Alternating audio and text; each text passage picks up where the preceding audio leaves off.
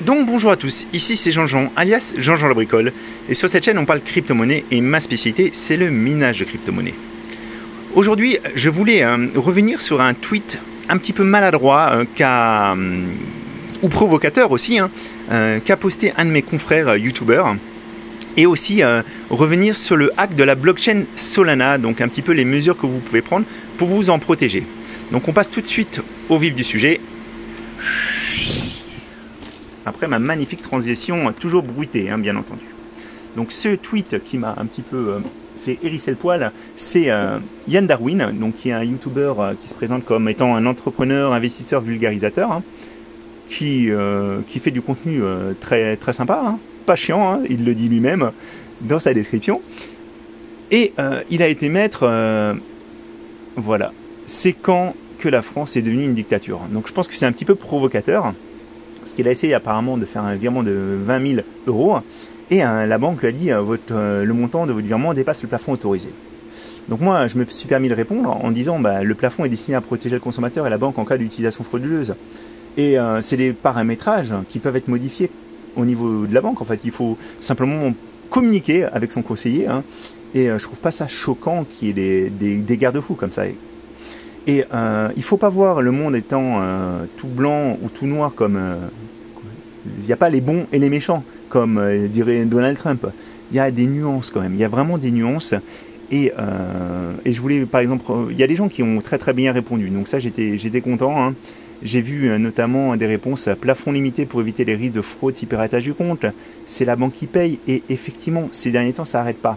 Ça n'arrête pas parce qu'on a beaucoup de gens qui se sont trouvés à perdre leur emploi avec le Covid, beaucoup de gens qui se sont essayés de se reconvertir, et il y a des gens qui se sont reconvertis en ouvrant des chaînes YouTube, en faisant du contenu, et il y a aussi des gens qui sont passés un peu du côté obscur et qui se sont lancés dans le piratage.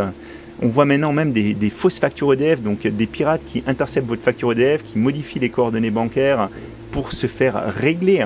Donc ça va très très loin, et les escrocs peuvent aller même jusque dans votre boîte aux lettres. Donc c'est difficile. C'est difficile, et les banques sont là aussi pour essayer de vous prévenir, de vous prémunir contre ce genre de soucis. Il y a quelqu'un qui dit aussi c'est pour éviter que Jean, 72 ans, envoie tout son PEL à Binta, 19 ans, qui habite en Afrique. Donc ce genre d'arnaque au sentiment, ça existe, et ça a pris de l'ampleur aussi. Ça touche souvent des personnes qui sont un petit peu âgées ou qui ne connaissent pas un peu toutes les ficelles. Donc malheureusement, il faut se spécialiser dans ça. Il faut un petit peu être curieux et surtout parler, communiquer, que ce soit avec votre banquier ou autour de vous, parce que vous aurez peut-être des personnes qui vont vous dire attention, là tu es en train de te faire plumer. J'avais vu il y a quelque temps un gars qui était dans un taxi, et c'est le chauffeur de taxi qui au bout d'un moment s'est dit mais qu'est-ce qui se passe, pourquoi cette personne est en train de communiquer avec les impôts, essayer de faire des virements, et elle lui avait dit non, vous êtes en train de vous faire plumer. Vous êtes en train de vous faire plumer. Donc il n'y a pas de honte à demander conseil, et vraiment soyez prudents. Et je vous en parle parce que je suis pas là en train de défendre les banques et le contrôle, mais ça a son importance. C'est bien qu'il y ait des garde-fous, c'est bien qu'il y ait des garde-fous dans la vie, parce qu'en fait on peut facilement perdre son argent de façon très très bête, et dans les cryptos, parce que je vais vous en parler un petit peu après, ça peut aller très très vite. Dans le genre de protection aussi, on avait eu le cas il y a quelques temps, un influenceur aussi qui avait eu la brillante idée de donner ses coordonnées bancaires, les coordonnées de sa carte bleue sur Internet. Et forcément, les gens avaient commencé à acheter avec sa carte bleue, il l'avait fait en connaissance de cause. Sauf que le problème, c'est que les banques et les comptes comme Amazon, etc., les magasins en ligne, ils se sont rendus compte que la même carte bleue arrivait sur plein de comptes différents. Donc ils se sont dit, il y a un souci. Protection, on désactive ces comptes. Après, ces comptes peuvent être réactivés, mais on essaye de protéger l'utilisateur pour pas qu'il se retrouve, et on essaie de se protéger nous-mêmes aussi. Amazon là a essayé de se protéger pour pas que plein de produits soient envoyés avec des cartes qui sont utilisées frauduleusement.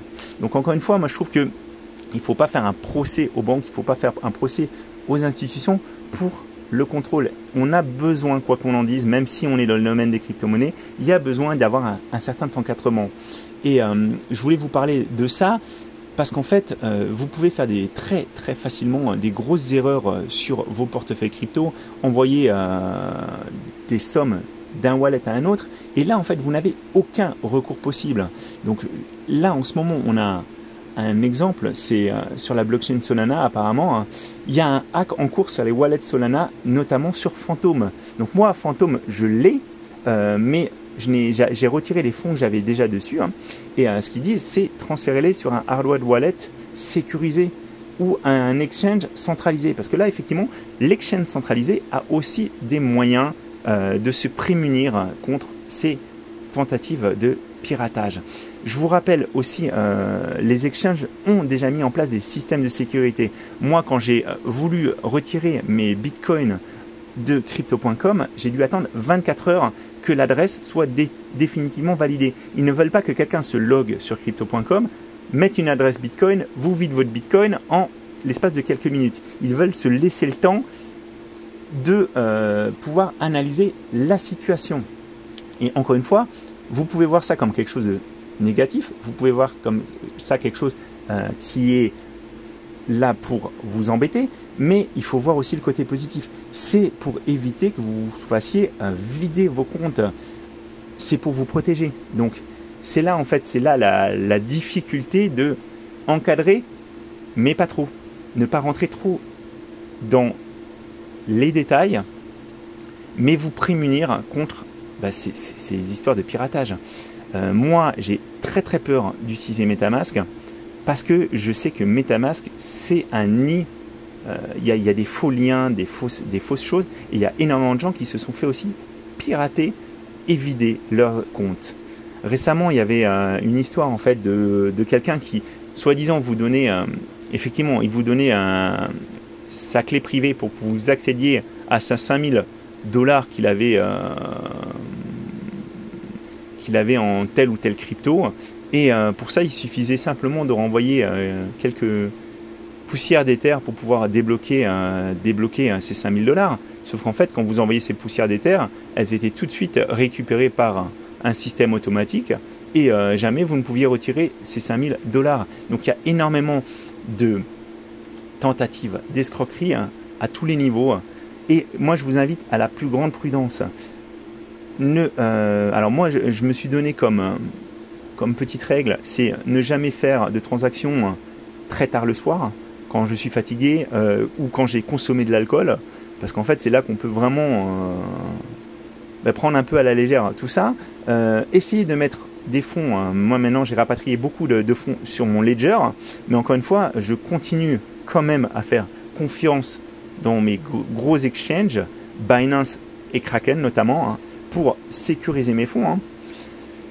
Même si j'ai eu une grosse douche froide avec l'affaire Celsius, parce que Celsius vraiment nous a roulé dans la farine, qu'on soit bien d'accord. Et puis vérifier et revérifier les transactions avant de les réaliser, parce que quand vous faites des transactions wallet to wallet, normalement vous n'avez pas du tout de garde-fou. Et encore une fois, ces garde-fous qui existent dans le système traditionnel, dans les banques et tout ça, oui, ça a un coût, oui, c'est embêtant. Dans quelques cas, c'est totalement exagéré. Et vous vous dites, mais c'est pas possible, pourquoi est-ce que je dois encore me justifier? Mais ça a aussi un côté positif, c'est pour vous éviter et pour vous conseiller.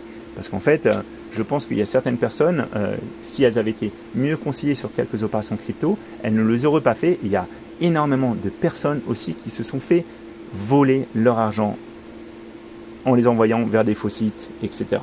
Donc il y a des arnaques partout, soyez vigilants. La crypto, les hardware wallets et tout ça, c'est très bien, mais c'est l'utilisateur souvent qui est le point faible. Donc faites bien attention à la façon dont vous procédez. Donnez-vous un petit peu une trame, essayez de suivre mes conseils peut-être aussi pour ne pas vous retrouver sur la paille, parce qu'il n'y a rien de plus embêtant que de se faire voler bêtement ces cryptos. Voilà, donc j'espère que vous avez appris des choses. En tout cas c'est le but de la chaîne, et je vous dis à très bientôt pour d'autres vidéos un peu plus techniques peut-être.